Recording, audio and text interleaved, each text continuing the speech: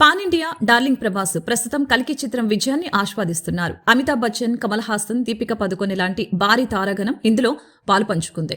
నాగశ్విన్ దర్శకత్వంలో వైజయంతి మూవీస్ పతాకంపై అశ్విని దత్ నిర్మించారు.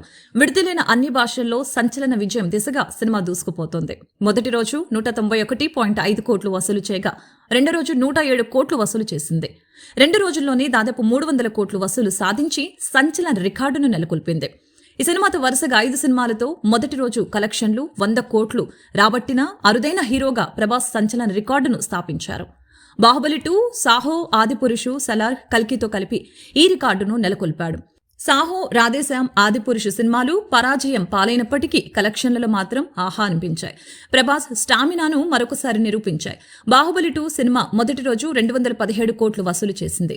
తర్వాత వచ్చిన సాహో తొలి రోజు 130 కోట్లు, ఆదిపురుషు తొలి రోజు 127.50 కోట్లు, సలారు 158 కోట్లు రాబట్టగా తాజాగా విడుదలైన కల్కి మొదటి రోజు 191.5 కోట్లు వసూలు చేసింది.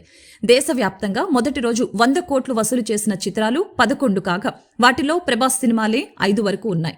రాధేశ్యామ్ చిత్రం కలెక్షన్ల పూర్తి వివరాలు తెలియనప్పటికీ ఆ చిత్రం మొదటి రోజు 130 కోట్లు వసూలు చేసినట్లు ట్రేడ్ వర్గాలు చెబుతున్నాయి.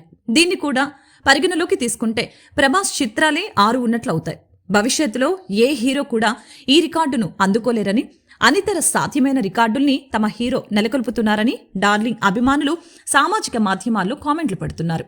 భవిష్యత్తులో కల్కి చిత్రం మరిన్ని రికార్డుల్ని నెలకొల్పనుందో చూడాలి. 1000 కోట్లు రాబడుతుందా, 1500 కోట్లు రాబడుతుందా అని అభిమానులు ఉత్కంఠంగా ఎదురుచూస్తున్నారు.